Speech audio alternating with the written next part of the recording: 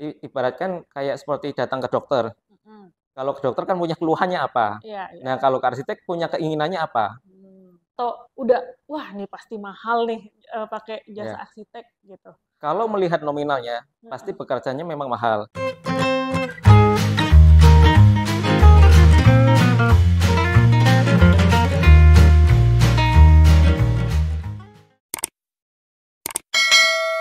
Halo Ideal Friends, hari ini adalah podcast pertama kita di Podcast Ideal dengan saya Melisa dan hari ini kita kedatangan tamu yang sangat spesial, dia kita datangkan dari Yogyakarta. Cia.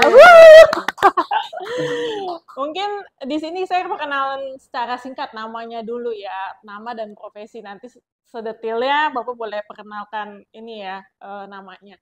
Ya, jadi hari ini bintang tamu kita namanya adalah Pak Jiwangga Putra Diaksa dan dia adalah seorang arsitektur. Jadi, Mas Jiwa boleh mungkin perkenalan sedikit ke teman-teman, ke Ideal Friends nih, siapa Bapak, pengalaman Bapak mungkin nanti boleh diceritakan sekalian gitu. Sebagai seorang arsitektur dari Yogyakarta kita datangkan. Oke, baik. Ya, perkenalkan nama saya Jiwangga, saya seorang prinsipal arsitek dari Ruangan Asa. Studio kami berbasis di Bintaro dan di Yogyakarta.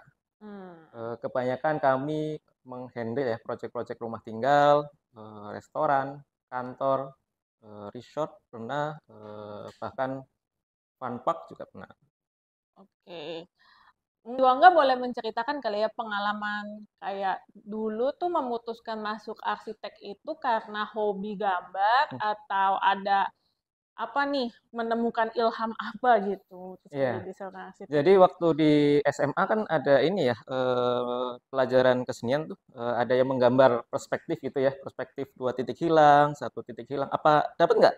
Dapat dapat Nah, dapat. itu yang awal mula itu menjadi sebuah hal yang menarik ya. Heeh. Oh, ternyata menggambar itu sesuatu yang pelajaran yang mungkin yang paling ditunggu di sekolah, nggak pusing. Paling tidak bagi saya itu ini ya menyenangkan karena berbau visual.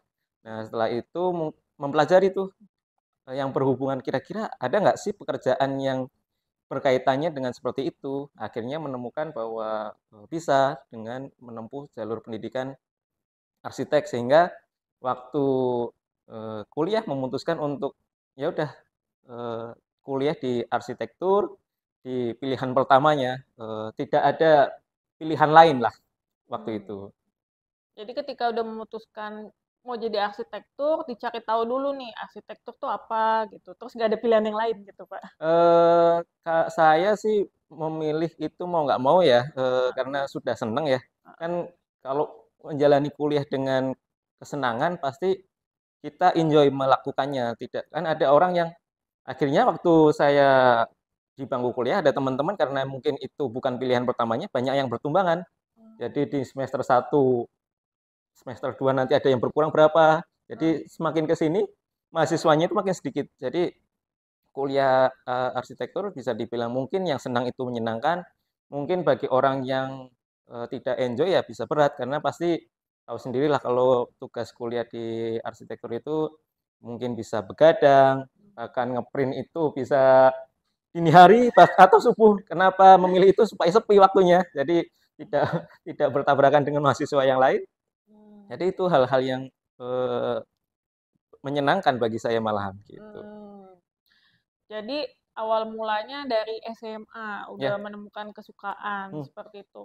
Respon orang tua ketika pertama kali memutuskan anaknya jadi arsitek didukung, ya nih oke lah jalur yang dipilih udah tepat apa orang tua tuh kayak sempet kayak bingung gitu kan kayak ini kamu yakin gitu atau gimana? Untungnya orang tua ini ya mendorong ya bahwa pilihan setiap anaknya itu Mm-mm. didukung Mm-mm. eh, bahwa hal yang ditempuh yaitu yang disukai, tidak Mm-mm. tidak diharuskan. Kan mungkin kalau eranya kita mungkin Mm-mm. kedokteran masih menjadi pilihan yang pertama ya. Mm-mm. IT gitu.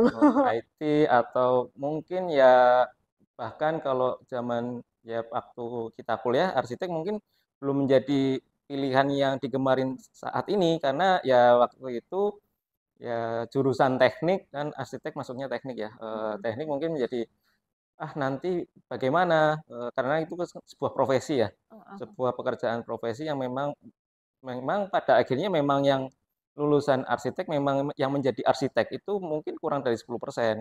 Itu adalah Mmm, sebuah fakta yang tidak terbantahkan. Makanya, tetapi dari orang tua mendorong apa yang dipilih anaknya, silakan saja asal itu memang disukai dan tidak menyesal gitu. berarti tanggung jawab lah Ya ya gitu, betul. dengan apa yang sudah dipilih. Mungkin boleh diceritakan Pak, kan, kemarin itu kalau saya baca di CV-nya ini lulusan, Universitas Diponegoro ya. Mmm, Ada pengalaman yang menyenangkan atau berkesan gitu selama berkuliah gitu? ya, enaknya kuliah di arsitektur mungkin ada ini ya, sayembara desain. Mhm. Jadi sayembara desain Mhm. itu, yang menjadi kan kami seorang mahasiswa arsitektur itu keluar dari cangkangnya. Kan kalau di tugas itu kan pasti ada dapat arahan dari Iya dosen, iya iya. tapi kalau dari, sayembara kan kita bisa mengeluarkan ide-ide liar lah, paling tidak, Mhm. kita bisa mengutarakan apa yang sebenarnya di pikiran kita. Nah, di situ mungkin yang paling menyenangkan ya saya dan teman-teman saya pernah, menjuarai sayembara Mmm. di, yang pertama sayembara di Kota Lama ya, sayembara di publik, itu dapat juara 2. Mhm. Yang berikutnya dapat, juara 3 untuk, ide perpustakaan salah satu kampus di Universitas Malang. Mhm. Ya menariknya adalah waktu itu, tidak ekspektasi untuk, ini juara karena kami bikin H-4 deadline. Mhm. Jadi waktu itu, ini ya, ngobrol singkat di waktu itu habis sholat Jumat gitu ya, Mhm. "Ini ada sayembara perpus nih, deadline-nya 4 hari lagi, mau ikut kan nggak? Mhm. Kayaknya kita bisa bikin sebuah ide perpustakaan, mengutarakan konsep lah, tinggal eksekusinya aja dituangkan dalam ini, kira-kira sanggup?" Ya udah, terus waktu itu tiba-tiba dapat panggilan 10 besar, presentasi ke Malang, ya kita ke Malang naik kereta bawa maket, Oh. jadi ya serunya, menjadi mahasiswa arsitektur mungkin mengikuti itu. Mhm. Itu yang mungkin bisa menjadi dorongan bahwa kami sangat menyukai sebuah desain, Mhm. tapi ya ada hal-hal yang mungkin mahasiswa lain juga ya udah menjadi mahasiswa-mahasiswa biasa, tapi bagi kami hal yang menyenangkan adalah mengikuti sayembara waktu masih mahasiswa. Mhm. Apa sih bedanya ketika saya misalnya mau bangun rumah nih, Mmm, ya udah saya bangun tanpa arsitektur sama bangun, pakai jasa seorang arsitektur gitu. Fungsinya arsitektur tuh di sini untuk apa gitu? ya fungsinya seorang arsitek itu sebenarnya tidak serta-merta hanya mengeluarkan gambar ya. Mhm. Mhm. Arsitek itu bisa menjadi sebuah partner bagi klien untuk ya itu, pasti klien punya angan-angan kan, Mhm. Mhm. bahwa rumahnya akan menjadi seperti ini, Mhm. bahwa kedepannya akan tinggal di rumah yang sudah diidam-idamkan sejak lama. Mhm. Nah, Mhm. arsitek itu tidak hanya mengeluarkan sebuah desain, Mhm. tapi juga mempelajari gaya hidupnya, Mhm. aktivitasnya si owner itu ini ya, dianalisa, Mmm. lalu mungkin dia punya hobi apa, apakah bisa dituangkan ke dalam sebuah, layout. Nah, itu yang akan diramu dalam sebuah desain secara keseluruhan, Mhm. yang akan menjadikan rumah itu menjadi sangat personal bagi pemiliknya.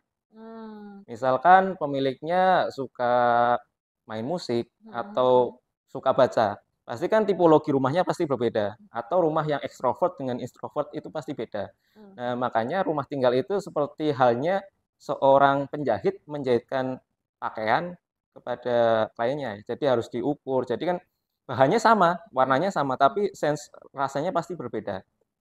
Itu yang Mmm. membedakan rumah tinggal didesain seorang arsitek sama bukan. Mhm. Pasti, mungkin akan agak ngeh mungkin, "Wah ini kayaknya didesain seorang arsitek deh," Mhm. atau, "Ini kayaknya didesain yang cuma bisa gambar aja." Jadi mungkin feel-nya itu yang bisa berbeda, karena arsitek tidak hanya ukuran ya, mungkin bisa menambahkan elemen, eee, bayangan sehingga rumahnya bisa menjadi puitis, bahkan elemen air, Mmm. supaya ada suara-suara atau juga bisa yang paling ininya memanfaatkan material yang mungkin harganya murah, tapi ketika diaplikasikan bisa menjadi nilai value yang lebih tinggi. Mhm. Mhm. Berarti sebenarnya kalau boleh saya tangkap Hmm, dari yang cerita Mas itu hmm, ya lebih kayak sebenarnya arsitektur itu mendesainkan satu bangunan itu untuk yang tinggal di rumah itu jadi ada betul, personal message yang dia dapat gitu selama betul. dia tinggal gitu. Ya, Heeh. jadi karena penghuni kan tidak hanya orang tua ya, Mm-mm. bahkan anaknya juga bisa difasilitasin. Mungkin kalau anaknya sudah bisa mengutarakan keinginan, Mm-mm. pasti juga ditanyain sama arsiteknya atau bahkan lewat orang tuanya juga bisa. Jadi anaknya sebenarnya pengen apa di rumahnya. Jadi kan keinginannya tidak hanya untuk bapak dan ibu saja. Mm-mm. Jangan egois karena juga anak juga memiliki kebutuhan. Hmm. Apakah dia butuh ruang bermain atau dia butuh ruang untuk ya tadi menyalurkan hobinya. Kalau dia punya hobi sudah menentukan dari kecil kan bisa saja karena Mm-mm. sekarang kan hobi semakin banyak ya dan pilihannya karena perkembangan zaman jadi kegiatan pun bisa dilakukan dari rumah gitu. Hmm. Jadi kayak lebih kalau sekarang mungkin ngetrennya tuh kayak konsep rumah tumbuh gitu ya Pak. Bisa Betul. ada space tambahan, ntar tiba-tiba gitu kan. Ya, kami juga banyak ya mengerjakan rumah tumbuh karena sadar ya ketika membangun rumah, halangan pertama itu adalah budget. Mm-mm. Apalagi bagi generasi milenial, pasti kebutuhan rumah tinggal kan sebenarnya sudah menjadi kebutuhan yang primer, tapi terhalang nih karena adanya budget. Mm-mm. Makanya kami sering mengutarakan ya udah bangun rumah itu sesuai kebutuhan, bukan keinginan. Oh. Bahwa apa ya kebutuhannya sekarang? Bahwa rumah tinggal kan sebenarnya ada 3 fungsi dasar ya. Mm-mm. Untuk tidur butuh kasur, Mm-mm. untuk mandi butuh toilet, Mm-mm. untuk memasak butuh dapur. Mm-mm. 3 fungsi ini ketika ada di dalam rumah tinggal itu bisa ditinggalin. Mm. Jadi biasanya ada hal-hal yang sebenarnya tidak urgent untuk dibangun tapi dibangun dahulu. Nah, itu yang semestinya bisa diobrolkan dengan arsiteknya. Jadi bahwa sebenarnya saya butuh rumah itu untuk luasan meter persegi berapa sehingga apa yang dibangun atau uang yang dikeluarkan itu menjadi efisien. Karena sekarang banyak tuh yang membangun itu kayaknya sudah habis ratusan juta tapi rumahnya juga gitu-gitu aja atau sepertinya nggak dapat feel-nya atau ternyata terlalu luas atau banyak ruang-ruang yang sebenarnya bisa difungsikan untuk kegiatan lain menjadi dead space. Jadi Mm. banyak hal yang bisa dimanfaatkan ketika itu menggunakan arsitek. Dikonsultasikan terlebih Betul. dahulu. Gimana nih cara mengedukasi orang-orang takut, ragu-ragu, Ya, atau udah, wah nih pasti mahal nih pakai jasa ya. arsitek gitu. Kalau melihat nominalnya, pasti Mm-mm. pekerjaannya memang mahal. Mm-mm. Tapi coba analisanya lebih dalam. Ketika menggunakan jasa arsitek, pasti gambarnya kan full ya. Rancangannya sampai detail, bahkan sampai plumbingnya di gambar, sampai titik lampunya, instalasi lampunya seperti apa. Nah, perencanaan itu menjadi hal dasar, menjadi patokan ketika itu membangun. Jadi, meminimalisir kesalahan dalam membangun. Beda Hmm. ketika mengambil gambar dari internet, oh saya punya sebuah gambar, saya kasih ke tukang. Mm-mm. Dalam perjalanannya ternyata ada kendala, harus dirombak lagi. Biaya yang dikeluarkan itu sebenarnya sama, mungkin sama halnya atau bahkan bisa lebih mahal.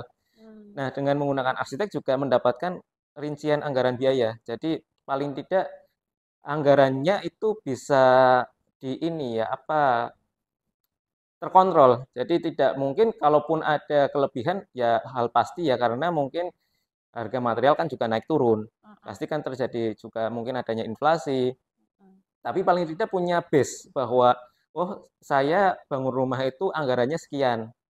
Jadi kita bisa paling tidak pusingnya itu 50% hilang ya. Mm-mm. Walaupun memang tidak serta-merta bahwa seorang owner ketika membangun walaupun memasrahkan kepada arsitek atau kontraktor ya tetap untuk ini ya andil dalam mengawasi karena ya namanya juga pekerjaan yang waktunya lama lebih baik diawasi oleh arsitek, oleh si ownernya itu sendiri. Mhm.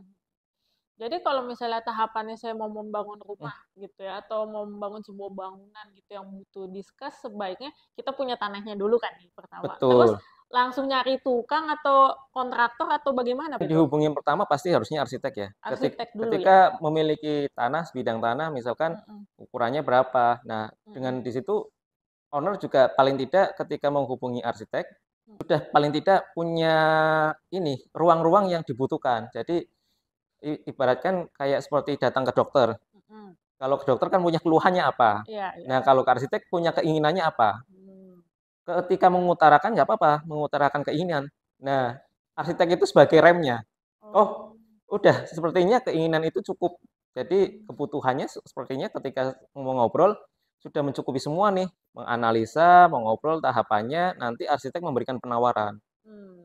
bahwa desainnya akan dihargai sekian, nanti mungkin harga budgetnya itu seberapa, itu yang diobrolkan lebih dalam. Jadi ke arah mencari kontraktornya itu didampingi, dibantu atau seperti apa gitu pada proses mau membangun? Kan berarti arsitek merancangkan Mhm, apa yang keinginan klien iya. gitu. Saat membangun itu, arsitek sudah punya list, ini nih harus ke sini ke sini ke sini, akan menemani klien atau klien cari sendiri lagi? Kalau di kami, Heeh di ruangan ASA ya, jadi heeh. kami memang untuk pemilihan kontraktor, keputusan ada 100% di owner ya. Mhm. Tetapi misalkan kami kan pasti memiliki kontraktor yang pernah bekerja dengan kami, ya Mhm kami sebatas hanya merekomendasikan mhm. bahwa ini ada kontraktor yang pernah bekerja dengan kami, nanti hasilnya bisa dilihat, kalau bisa mengunjungi yang masih dibangun, itu kan lebih baik. Mhm Jadi tahu, oh tukang-tukangnya kerjanya seperti apa, ritmenya, apakah rapi atau masih banyak kekurangan.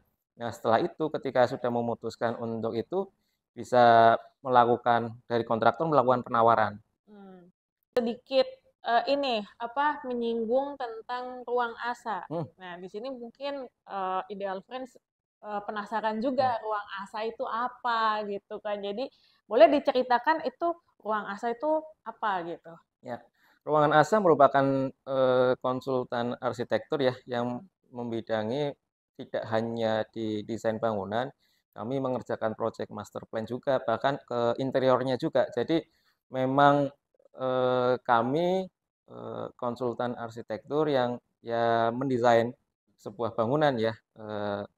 Bahkan ya memang kebanyakan proyek kami adalah rumah tinggal, tapi ya tidak mhm. menutup kemungkinan karena kami juga sekarang sedang mengerjakan proyek seperti restoran atau resort ya. Mmm, Mmm, itu sejak kapan berdiri, ruang asa itu? ruangan ASA sejak 2016, sejak saya mendapatkan proyek pertama ya. Jadi mendapatkan proyek pertama di tahun 2016, Mhm. waktu itu belum ada namanya. Ya Mmm, kami dengan partner ya, saya dengan partner saya memutuskan ya udah, eee karena mendapatkan project kalau mhm berjalan, dengan 2 orang kan, kita harus memikirkan sebuah nama ya, mhm akhirnya tercetuskan Ruangan Asa. Dan mhm. Ruangan Asa sudah berbadan hukum sejak 2020. Jadi selama 2016 sampai 2020 ya berjalan dengan nama dulu, Mhm kayaknya sepertinya, masih bisa next step lebih lanjut, mhm. makanya Ruangan Asa sudah berbadan hukum di tahun 2020. Mas Juwangga sendiri Mmm, berarti kan lebih ke arah founder ya? iya Heeh. Kenapa memberi nama Ruang Asa gitu? Ada filosofi tertentu kah iya. gitu? Jadi, arsitek itu kan berhubungan dengan membangun sebuah bangunan ya. Mhm Nah, dari situ itu pasti berdasarkan dari impian, harapan. Nah, asa itu kan namanya juga asa ya. Asa itu sebuah impian, harapan orang-orang. mhm. Nah, ruangan asa itu adalah ruangan yang menampung harapannya orang-orang. Oh. Jadi, makanya kami juga memiliki tagline bahwa mewujudkan asa. Mhm Bahwa ya kami ingin mewujudkan impiannya orang-orang melalui desain kami, mhm sehingga, yang tadinya hanya impian, masih terbayang-bayang belum tahu wujudnya seperti apa, mhm diwujudkan dalam skala 1:1, yaitu mhm. bangunan. Jadi ruangan untuk memenuhi harapan Betul, gitu iya, ya, harapan-harapan mhm klien gitu dalam membangun sebuah bangunan mhm. seperti itu ya. Cara Mas Jiwa menemukan klien pertama gitu? Iya, klien pertama mungkin ini ya, waktu itu ya berkesannya adalah lokasinya di Gunung Kidul. Mhm Kami mengerjakan sebuah homestay, di Gunung Kidul waktu itu 2016 ya, di Gunung Kidul belum banyak tempat, masih sepi, kita uniknya adalah tinggal di desa waktu itu. Jadi projeknya di situ, kita tinggal di situ dan mhm akhirnya memutuskan untuk bisa nggak bekerja sama dengan pemberi tugasnya. Kami membuat kantor nih di sini, mhm karena saya melihat peluang bahwa ketika homestay itu dibangun dan terbangun, itu kan pasti akan mendatangkan tamu ya. Iya, iya. Nah, ketika mendatangkan tamu, hal yang menarik adalah ada hal yang bisa ditanyakan, siapa sih arsiteknya? Hmm. Arsiteknya itu tinggal di situ, Oh, bangunannya juga ada di situ. Jadi itu menjadi baseline mungkin marketingnya adalah akar rumput dulu. Jadi dari mulut ke mulut dulu kita memang sengaja tidak menyentuh sosmed dulu. Jadi hmm. relasinya dari kenalan-kenalan dulu, lalu setelah itu terbangun ya akhirnya terbangun sebuah relasi sampai akhirnya seperti sekarang. Nah, tadi kan dalam pembicaraan kita nih Mas Juwangga, ternyata saya baru tahu gitu, saya ada ini, mohon maaf kesalahan penyebutan gitu Hmm, ya. Ternyata arsitek dengan arsitektur itu adalah dua hal yang berbeda iya ya betul. sebenarnya gitu kan. Jadi mungkin untuk Mas Juwangga boleh menjelaskan kali ya, arsitek itu apa, arsitektur itu apa gitu kan. Ya, arsitek itu adalah sebuah profesi untuk mendesain rancang bangun ya, Mm-mm. rancang bangun bangunan. Nah, arsitektur itu adalah bidangnya. Hmm. Jadi kalau arsitek itu adalah orangnya yang mendesain rancang bangunnya. Nah, arsitektur itu sebuah bidang yang mempelajari rancang bangunnya, begitu. Oke, oke. Terus kemudian menjadi seorang arsitek itu apakah selalu dari kita kuliah dulu langsung jadi arsitek atau seperti apa, Mas? Ya, untuk menjadi seorang arsitek memang harus menempuh pendidikan S1 arsitektur dulu ya. Mm-mm. Nah, setelah lulus juga belum disebut sebagai arsitek tuh. Mm-mm. Jadi seorang arsitek harus menempuh 3 pilihan ya. Yang pertama adalah pendidikan profesi, Mm-mm. yang kedua mengikuti S2 desain atau magang 2 tahun. Jadi memilih tiga itu nanti adalah ada ACC-nya, Mm-mm. mendaftar ke asosiasi. Setelah itu sudah terpenuhi semua, nah itu akan baru disebut menjadi arsitek. Oh, jadi tidak langsung ya, Hmm, ideal friends langsung kuliah arsitektur, langsung tiba-tiba jadi arsitek. Ternyata seperti dokter juga ya jatuhnya. betul. Oke. Eh, berarti pengalaman Mas Dibangga menjadi seorang arsitek itu sudah berapa lama ya? Mungkin berarti praktisnya dari 2016 sekarang berarti 7 tahun ya. Sudah 7 tahun. Nah, dalam perjalanannya ternyata membangun ruangan ASA, mungkin boleh ditampilkan nih portofolio yang pernah dikerjakan ruangan ASA, apa aja yang mungkin berkesan atau ini bagus nih gitu. Oke, sebenarnya kalau mungkin yang berkesan bisa ini ya dalam proyek rumah 3 atap serong ya, yang sekarang dalam proses pembangunan. Mm-mm. Itu ya menariknya adalah rumahnya sebenarnya luasannya nggak terlalu besar ya. Luas bangunannya itu 81 meter persegi. Di Mm-mm. bawah 100 meter, rumahnya satu lantai. Hal yang menarik adalah karena itu berada di hook ya, Mm-mm. menghadap utara dan barat, dan Mm-mm. sisi panjangnya adalah sisi barat, itu kan pasti hal yang paling panas ya. Nah, saya mengusulkan untuk rumahnya diserong Mm-mm. dan atapnya itu dibagi tiga. Jadi makanya proyek itu kami namakan rumah 3 atap serong ya. Mm-mm. Dalam satu rumah memiliki 3 atap yang menjadi mungkin unik ya. Karena dari depan itu terlihat satu atap, tapi ketika kita lewat dari samping akan menjadi terlihat 3 atap.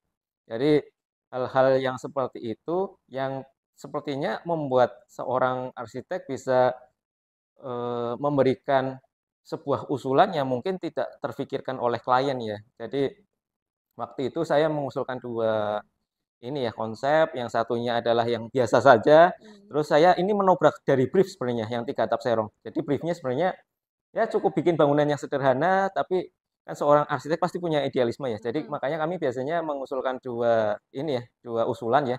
Yang satu adalah sesuai brief, yang satu adalah agak Apa? melenceng dikit ya dari brief, tapi kalau itu diterima itu ya menjadi sesuatu hal yang menarik bahwa ternyata bahwa si owner pun wah ternyata rumah itu juga bisa menjadi seperti ini ya, rumah bangunan sederhana dengan luasan 81 bisa memiliki bentuk yang mungkin agak unik yang tidak dimiliki oleh bangunan lain. Mm-mm. Jadi ini sebenarnya satu bangunan tapi punya 3 atap gitu. Betul. Eh, Jadi satu rumah punya 3 atap dan kalau dari depan terlihat satu atap dan bangunannya terlihat serong-serong ya. Karena ini sisi barat ya, sisi yang paling panas. Ya kita sebisa mungkin meminimalisir bukaan dari sisi barat gitu. Itu saya pikir yang kayak gitu-gitu sisi barat, sisi itu kayak cuman feng shui. Ternyata dipertimbangkan ya sama seorang Iya, arsitek ya gitu. jadi di Indonesia Heeh, bukaan jendela itu optimalnya itu di arah utara dan selatan. arah selatan.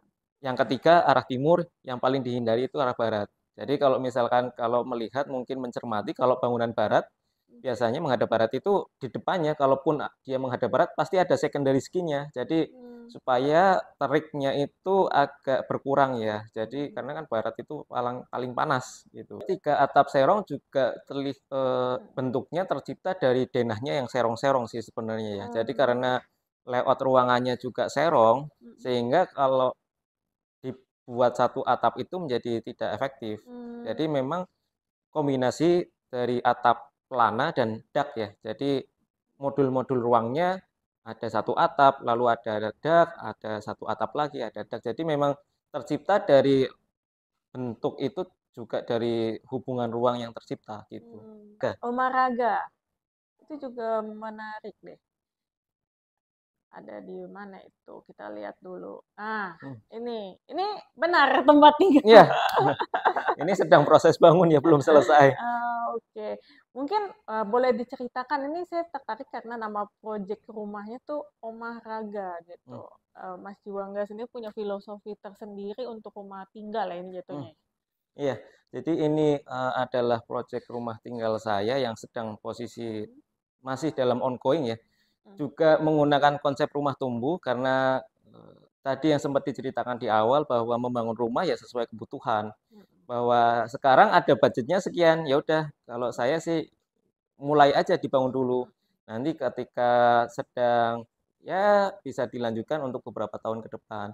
Nah, untuk tahap pertama sih dibangun untuk lantai satunya dulu ya. hmm, hmm, hmm, Jadi raga itu juga ada kepanjangannya ya, responsible, hmm, itu ada airflow, hmm, green-nya adalah grow, terus G yang pertama adalah garden, terus yang terakhir itu adalah adaptif. Adaptif itu ya dalam ya responsible itu ini ada beberapa material yang saya dapatkan dari tidak jauh dari tempat tinggal.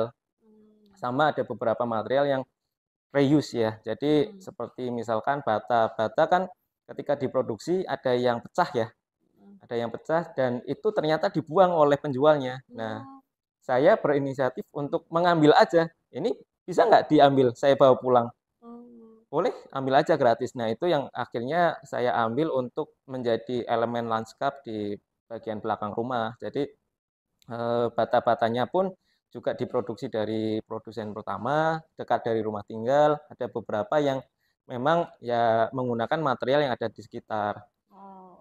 Adaptif itu karena lahannya saya berkontur, mungkin kalau melihat makanya ada beberapa yang naik turun ya. Hmm. Seperti mungkin ruang tamunya itu sunken karena memang konturnya itu saya beli tanah itu posisinya adalah yang depan 1 meter di bawah jalan, tapi yang di belakang itu 2 meter di bawah jalan.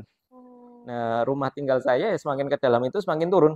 Oh. Itu juga yang membuat ternyata ketika dibangun itu memiliki pengalaman yang menarik ketika masuk rumah tinggal. Oh. Jadi dari depan mungkin plafonnya pendek ya, nanti Oh. semakin ke belakang itu plafon semakin tinggi dan Oh. pengalaman ruangnya bisa menjadi lebih menarik.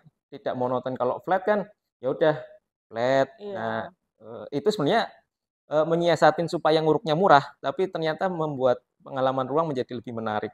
Oh, ada ini ya, pengalaman naik turunnya Hmm, itu ya segala macam.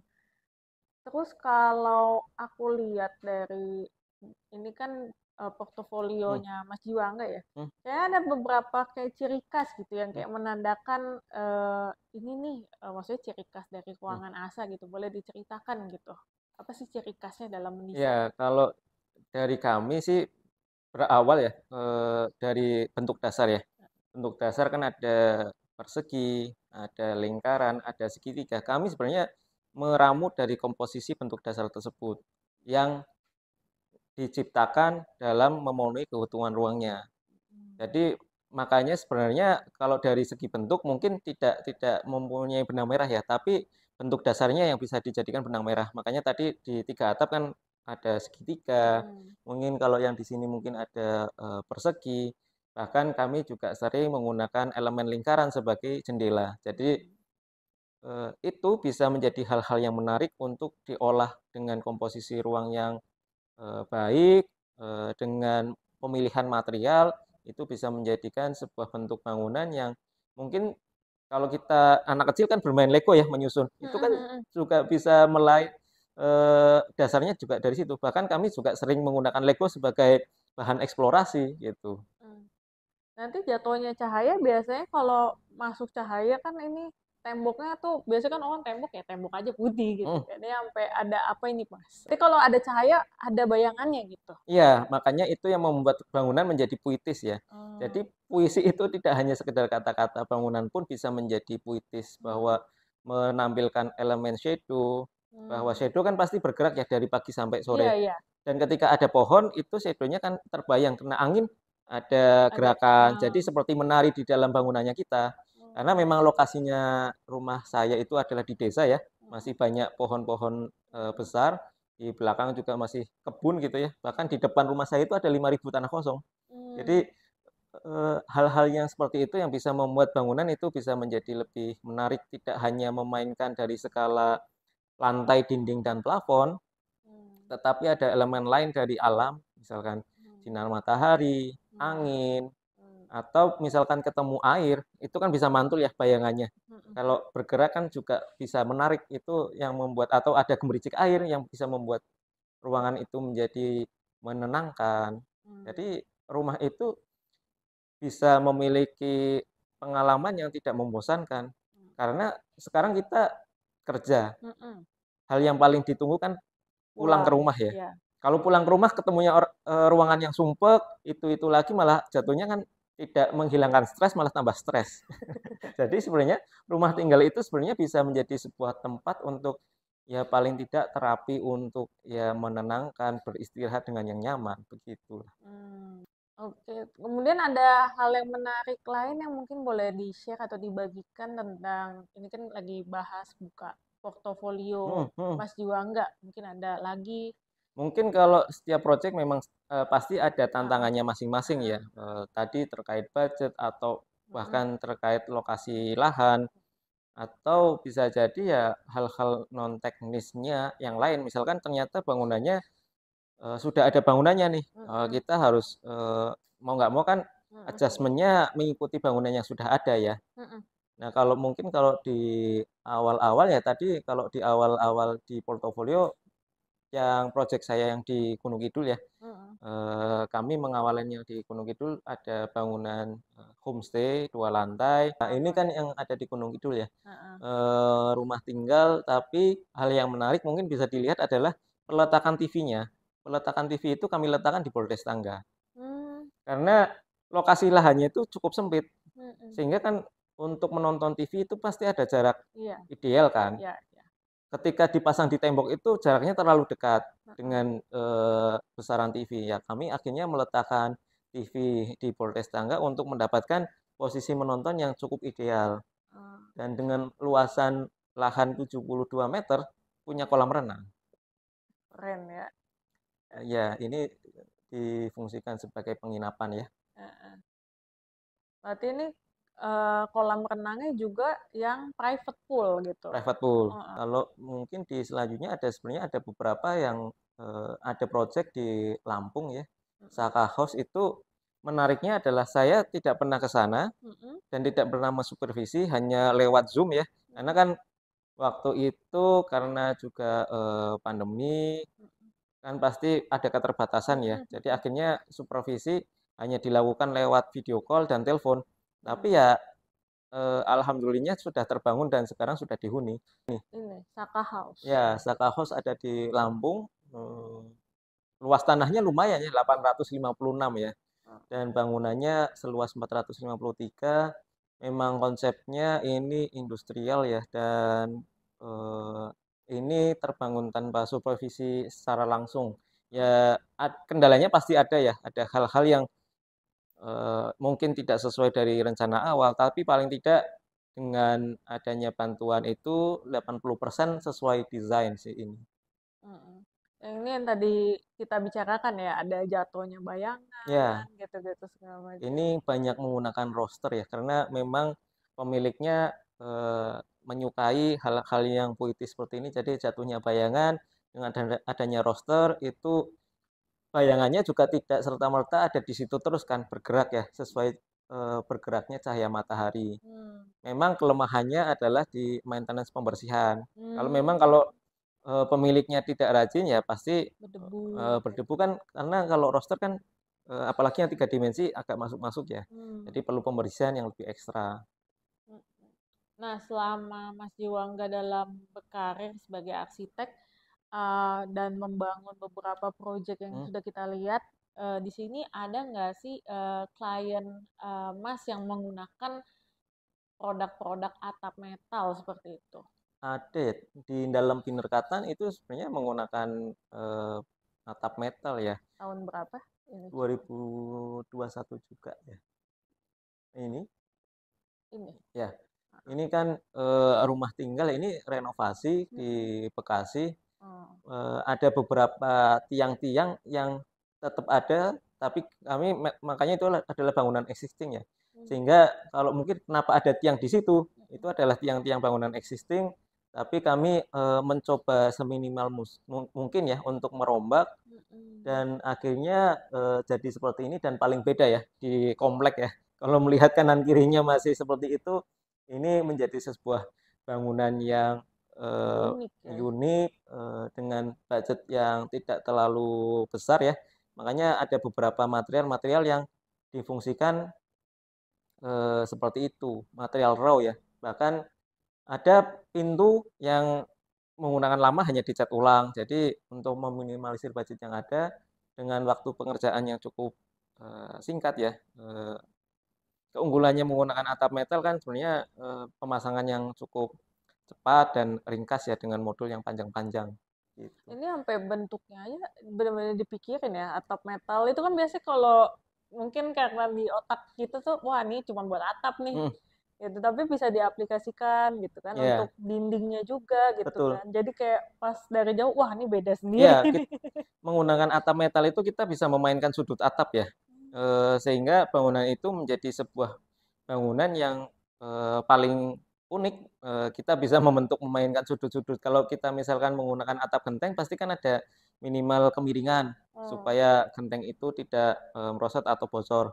Nah, kalau kita menggunakan atap-atap seperti metal, itu kita bisa memainkan bentuk sesuka hati kita kan. Ada tips and trick kali ya, maksudnya kalau mau diaplikasikan buat rumah Hmm. nih gimana gitu. Ya, memang ini ya, mungkin atap metal kan masih identik dengan bangunan industri, Iya. tapi sebenarnya itu bisa difungsikan ke rumah tinggal Hmm. dengan menambahkan peredam juga bisa ya. Kan mungkin ya musuhnya diberisik kalau hujan.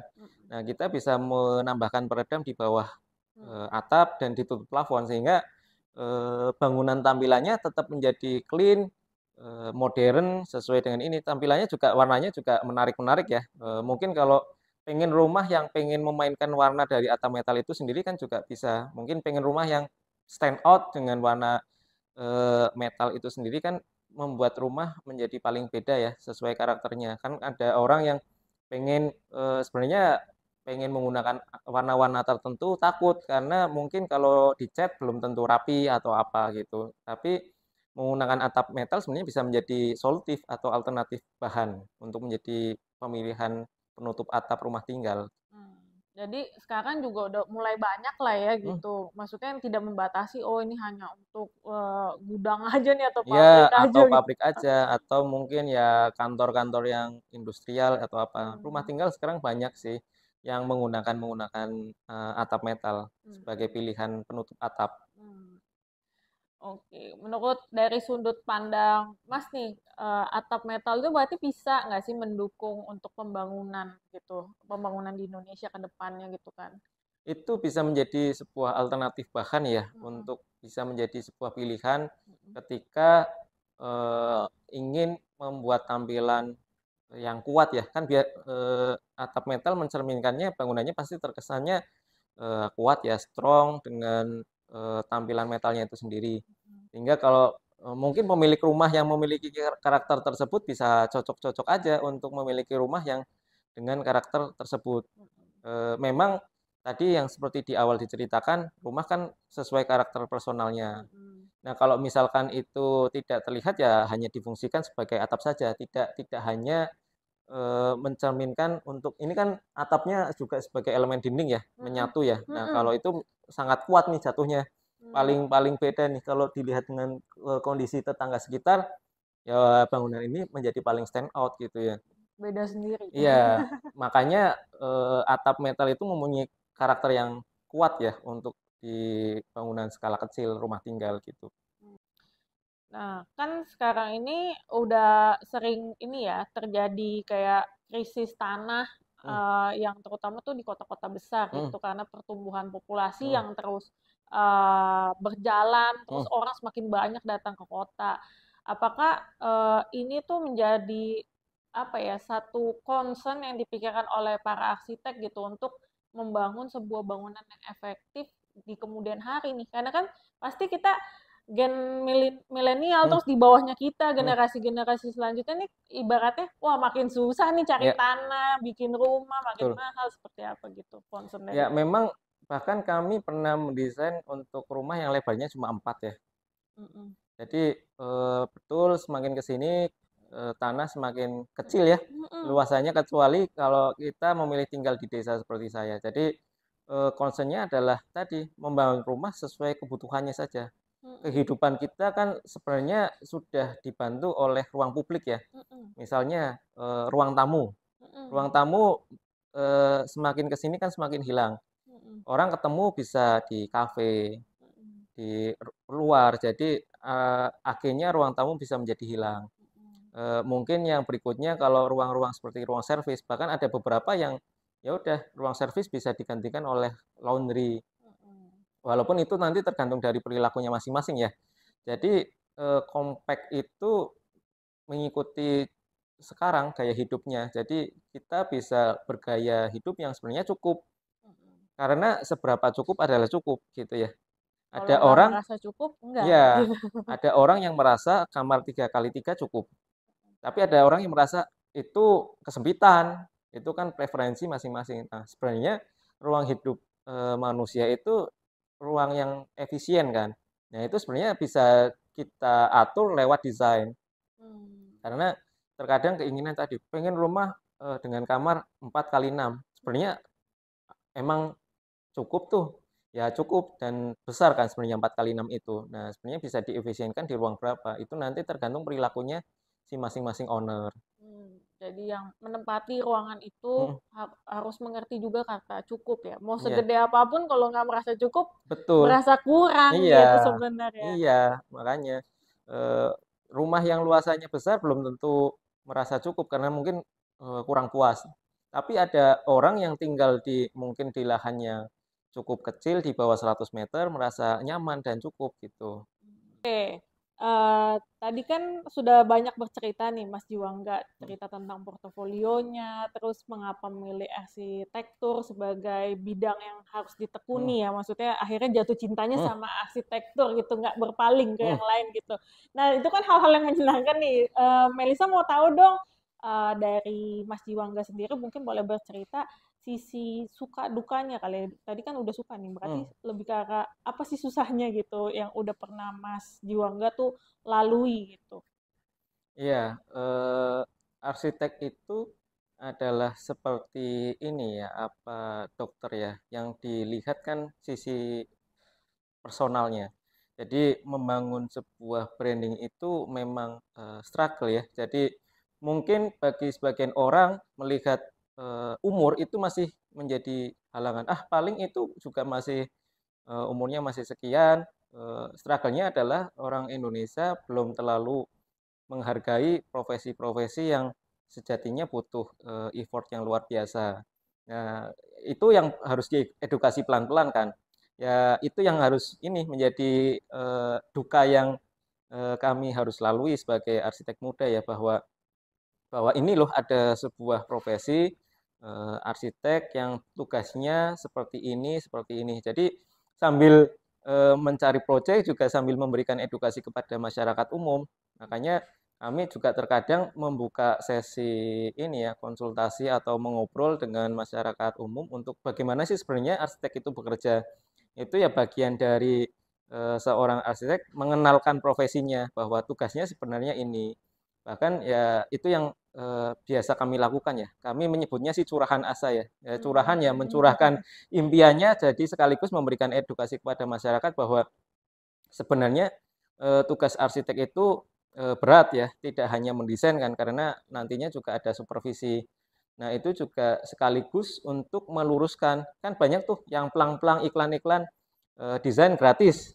Nah, Mm-mm, itu ya mm-mm. salah satu duka memerangi semua itu. Jadi bahwa sebenarnya itu tidak boleh dilakukan karena itu kan juga mencederai ya bahwa arsitek mencurahkan segala pikirannya untuk mendesain, untuk menyelesaikan masalah yang ada. Jadi sebenarnya arsitek itu problem solver kan, Mm-mm. tapi dalam bentuk desain bangunan. Ya dukanya lebih banyak seperti itu, lebih harus memberikan edukasi bahwa tugas arsitek itu tidak hanya gambar, karena kadang kan cuma beli gambar Hmm. atau cuma renov fasad atau apa seperti menggampangkan pekerjaannya. Jadi eh, secara holistik tugasnya lebih menyeluruh karena juga memikirkan jalur kabel yang tidak terlihat, jalur pipa-pipa, yaitu pelan-pelan memberikan edukasi. Dengan adanya sosial media itu membantu Mm-mm. kami untuk memberikan edukasi. Seperti halnya seperti sekarang kan Mm-mm. dengan adanya melakukan podcast, kita memberikan edukasi kepada masyarakat untuk supaya lebih tahu sebenarnya tugas fungsinya arsitek itu seperti apa. Mm-mm. Berarti Gitu. seorang arsitek juga yang tadi saya tangkap tuh tidak boleh kayak, oh desain gratis, silakan konsultasi Hmm, gitu gitu segala macam. Jadi itu kayak mungkin kayak merusak pasar kayak gitu ya betul, karena jatuhnya. kami kan juga memiliki ini ya ikatan ya, Mm-mm. Asosiasi Ikatan Arsitek Indonesia yang Heeh. ya punya ketentuan-ketentuan bahwa seorang arsitek harus memiliki sertifikasi arsitektur Mm-mm. yang terdaftar sehingga itu ketika bangunan itu nanti proses terbangun punya tanggung jawab untuk supaya bangunan itu tetap aman. Hmm. Karena nantinya bangunan itu kan akan dihuni Hmm. oleh seorang manusia yang tinggal di situ tidak hanya tinggal 1 2 hari saja. Kan pasti membangun rumah pengennya selama mungkin ada di situ. Jadi Hmm. desain itu harus tidak hanya bagus tapi harus aman, harus kuat. Karena Indonesia itu kan banyak terjadi gempa ya. Mm-mm. Nah, itu juga hal yang menjadi concern untuk dari seorang arsitek tidak hanya desainnya hanya bagus saja tapi harus kuat terhadap Hmm. eh, seperti gempa gitu. Jadi kalau saya boleh rangkumkan tuh Hmm, dukanya lebih kayak kadang-kadang mungkin orang Indonesia tuh hmm, juga secara usia, wah nih masih arsitek muda hmm, nih gitu kan, belum pengalaman terlalu banyak hmm, nih gitu kan. Kemudian dari arsiteknya sendiri ada yang benar jalanin profesinya, hmm. ada yang mungkin kayak abal-abal kali ya, kayak Ya maksudnya betul. ngajakin perang harga Hmm, itu. Dan yang terakhir mungkin lebih kayak harus mengedukasi fungsi dan peranan seorang hmm, arsitek di masyarakat secara lebih luas tuh seperti hmm, apa. Ibaratnya jangan takut gitu kalau misalnya kita sakit butuh berobat dicarinya dokter gitu, ya, jangan cari yang hmm, kemana-mana gitu. Kalau enggak nanti akan menimbulkan masalah uh, yang ya, lebih besar gitu ya kayak yang tadi sebelum-sebelum pernah diceritakan hmm, juga sama Mas Juangga ya betul. harusnya bangun rumahnya udah jadi nih ternyata langsung ke tukang malah rombak, Iya, biayanya mungkin bisa bayar malah jasa jadi lebih ini. banyak Iya karena jadi di pertengahan jalan, oh harus revisi hmm, ini ketika mungkin direkap mm-mm. jatuhnya lebih mahal gitu. Hmm.